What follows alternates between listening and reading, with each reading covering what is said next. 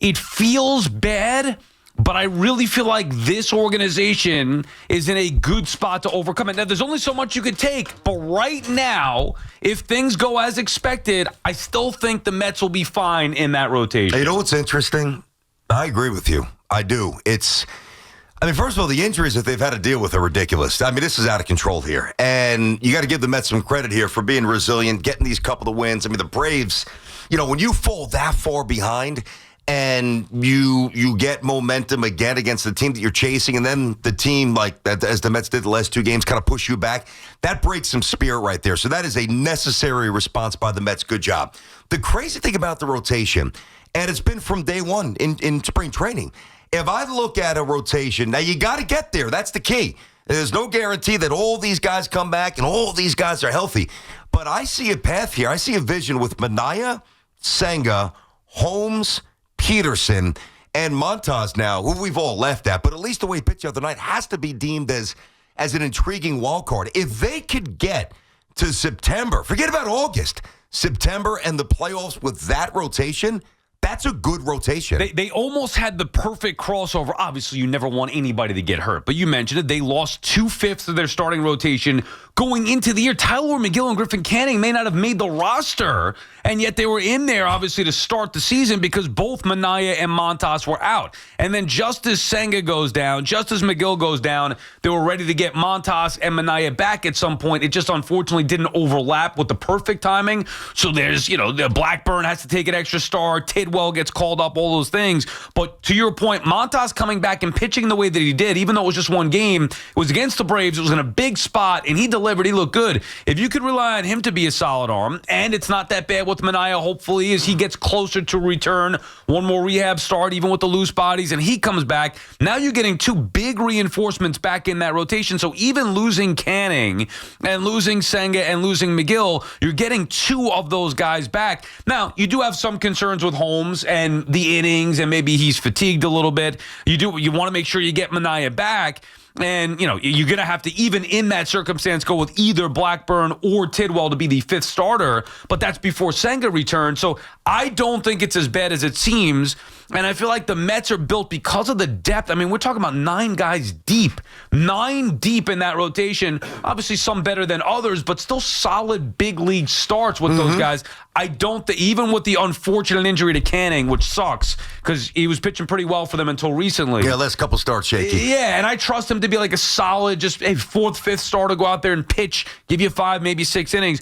But it sucks to have that happen. I think the Mets could overcome it. Well, that's why you build a team this way. And that's one of the visions you and I have talked about. Now, there's certain situations, and so far it's worked out for some teams around baseball where they just invest more heavily in the starting pitching, give guys big deals. Yanks have done it with Cole. Yanks have done it with Fried. It's worked out for them. And really the strength in numbers, though, for the Mets is an approach that, going into a season, I don't love. I do prefer a couple of, locks, if you will, or not from a health perspective, but at least from a like a stat perspective or an accomplishment perspective. There were a lot of wild cards on this Mets staff going in, a lot of reclamation projects, and we saw it a year ago. It worked out well. Now, listen, I don't want to sound insensitive, or it sucks for Kane. He's out for an entire year. Who knows what happens to his career? But let's call it for what it is. If Griffin Canning was on the mound in October, starting a game for the Mets, then something went wrong. Right. I know he was pitching well. But and I said this, the last couple of starts, to me, that's Griffin Canning. That's who he is. Doesn't have great stuff. Not somebody I want on the mound in October. So, yeah, I wish him well, and I hope that it's going to come, and he's going to come back at some point and finish his career. But you need Manaea. You need Senga. You need Holmes. You need Peterson. And again, Montas, the interesting wild card. But Canning was not going to pitch against the Dodgers if you get back to the NLCS or the Phillies in the NLDS. He wasn't. He'd probably be their not as a starter. He'd probably be their 6th best starter. But what happens now is, and I'd be lying to you if I said, God, they may need an arm now. Like both you and I, we could get into that, their biggest needs. Both you and I thought that they need offense first and foremost to fix this team. But once Canning goes down, now you're really, like, their depth has taken a major hit here to a point where Blackburn's going to have to be in the rotation for now. Yes. And Tidwell probably, Tidwell, right? At least for one turn through until Manaea comes back. And then when Manaea does come back, it's either going to be Blackburn or Tidwell. I would assume that they're going to go Blackburn. But either way, so now when you have a rotation with him in it, that's a little bit of a problem until you get Senga back. But the problem that you have, BT, bigger picture is without Canning, who I view as their sixth best starter, if everybody is healthy, now what happens? I mean, it's still, we're approaching July, but we're still in June. What if something else goes wrong here? Like, they've already got hit. Okay, can McGill come back at some point? Maybe. But what if something else goes wrong? You can make an argument that they need maybe not a top-end starter, but they need a starting pitcher, because if it doesn't go perfectly with Montas or Manaea, or Senga takes a while, or something happens with Holmes, like, those are still variables that are not just worst-case scenario. Like, it's realistic that Holmes could tire out here quickly. It's realistic that Senga might not come back when we expect him to come back. It's realistic that Manaea might have an issue. I don't know. Mm-hmm. It's realistic that Frankie Montas, who's always hurt, dating back to his days with the Yankees, might get hurt again. They're okay for now. Yeah. But they cannot absorb any more setbacks or any more injuries to that starting rotation. They cannot withstand that. Yeah, and by the way, that's why I think the last two wins were so important here, because to get that separation, that real obvious separation from the Braves, now in the standings, now as you go through another turn of the rotation, or even as you get into, let's say, middle of July here, you can kind of roll out a Blackburn, hope you outslug a team. You can roll out a Tidwell. All right, here we go. Let's see what he can do. But, think about this now. Again, the timing stinks for Canning, but imagine if Senga pulled his hamstring 2 days ago. Right. And imagine if Benaya's, shoulder became an issue 5 days ago or a week ago. I mean, those guys are basically knocking on the door of returning. And I get it. I mean, it's easy to sit here and say, well, loose bodies floating around on that. No big deal. Not my elbow. I get it. But as I said yesterday, I don't believe it's a big deal for Manaea. And obviously a hamstring is not like an Achilles, even though Senga takes forever to heal based on last year. They will get those guys back. It's a one-team race until it's not, until the Braves, reassert themselves or whatever, reestablish themselves and get hot against a team other than the Mets. I mean, the Rockies and the Marlins have handled them. So it's the Mets and the Phillies, and even with the Blackburns and the Tidwells probably pitching for another 2 weeks or so, they should be fine in terms of the playoffs. Now, winning the division, it's a different conversation. Playoffs, I still think the Mets are okay. Right, but if one more thing happens... Well, that's true. Then what? Right now, and I do think the Mets are going to make multiple moves, but starter to me wasn't even on the radar, really. It was always best bullpen arm available, and maybe go get two professional bats rather than one big fish. That's where you and I disagree with that. I wanted a legit big league center fielder. I'd like a legit big league third baseman. Viento's coming back. Maybe that'll help. I still don't know if you want him at third base. I'd rather move him to DH and get a real third baseman who could field a little bit, be a professional bat. Either way, that's what I would value. But now if you're throwing in a starter into that mix, which I think is a realistic possibility, whoever it may be, like Severino, whatever, you pick a guy. I'm not talking about schemes. I'm talking about a regular starter, just in strength by numbers, because they know if you're trying to win a World Series, you can't roll the risk of saying, all right, well, we're going to get Manaea back. We got Montas back. We're going to get Senga back. We got Holmes here. He'll be all right. You got Peterson. Maybe McGill will return. You can't run that risk of even those 6 or 7 guys, if you want to throw Blackburn in there, that's going to be enough, because if something happens to one of the top guys, now you're in big trouble. Okay, so if that's the case, then don't you think Stearns should do it now? What are we waiting for? I don't mean tonight, but yeah. If that's the philosophy, which I agree with and I don't, and I'll get back to why I don't in a minute, but if that's what the Mets, what you think they should do, I'm not going to wait for another team to have an injury. I'm going out and I'm being proactive. I'm getting the arm that you think they need to get today or tomorrow or next week. Yeah, well, I mean, if they could go get Luis Severino now and just take the money on and get the A's out from under it, then that's fine. I think the Mets are going to have to be smart here and also use multiple resources to acquire the necessary pieces to build this team into a World Series caliber roster. And that may, in fact, now include adding a starting pitcher. So if you could add a starter by just taking on salary, check. Then you go out there, maybe have to give up prospects to get a bullpen arm, check. Whatever it may be to get a bat or two, they're going to have to do that. Maybe it's a combo of both, prospect and money. The Mets are in a spot where this is not a wait and see. This is not, all right, let's roll the dice and see how far we could go. You've got a month to figure out what you believe this team is, and they showed enough resilience here, even in this brutal 3-7 stretch in the 10 games against the Braves and Phillies. They did what they had to, and that is save face and split these 4 games with Atlanta, winning these final 2 games here. They're still in first place. Now it's okay. We know we have a good ball club. How can we make it a World Series caliber ball club? I just don't know if you could trust that with the rotation right now, which I like and think they can overcome it.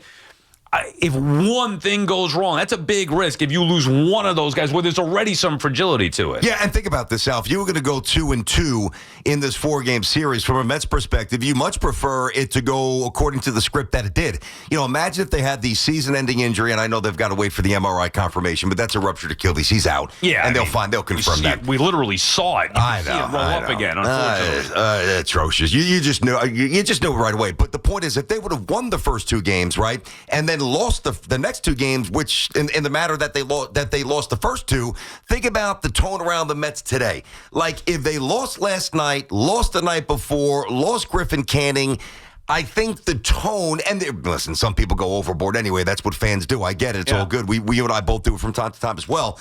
But the fact that they stabilized it last night, and based on the depth of the staff, they seem to be, I believe, equipped to handle this at least for a couple of weeks.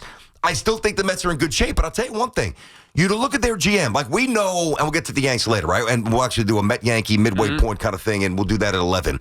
We know how Brian Cashman, like there's no guessing. We know what Cashman values. We know what Cashman does. We know what he does well. We know what he stinks at. What we're learning, or because I always tell you, what we're going to learn about Stearns here, we know he's young. We know he's smart. We know he's astute. We know he values kind of not reclamation projects, but a different approach to pitching. What we're going to learn is he as aggressive as he needs to be, and is he as adaptable as I think you and I both think he needs to be to at least get a reinforcement in soon rather than later? Right, and I think it's something that the Met fan base has wanted for the last several years, going back to 2022, where it was, hey, this team could be legit, go out there and be aggressive at the deadline. Yeah, like with the Ruff and Vogelback stuff. And Billy Epler was not enough. Now, you could say that what was available, it wasn't available. Okay, fine, but here we are now, years later. It cannot be anymore. Well, let's wait and see. Let's see what we have. Maybe next year we'll do this, or let's hold on to the prospects. Or no, this is now okay.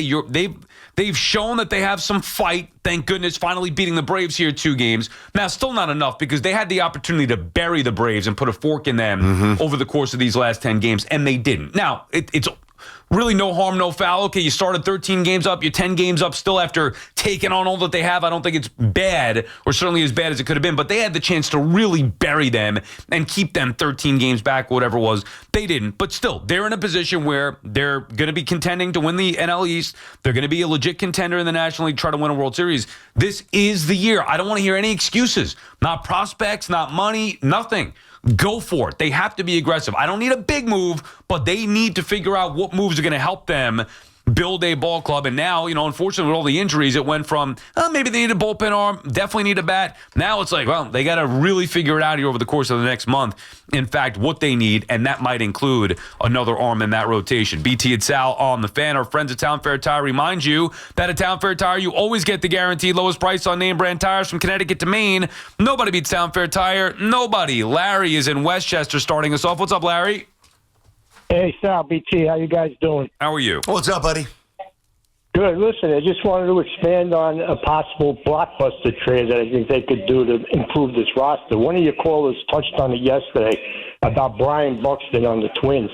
If I'm Stearns, I would go to the Twins and not only try and get Buxton, but get Carlos Correa as well. And then these prospects like Beatty, Acuna, even Alvarez, take your pick, Minnesota, because you know they're going to dump salary. Get pretty much out of it.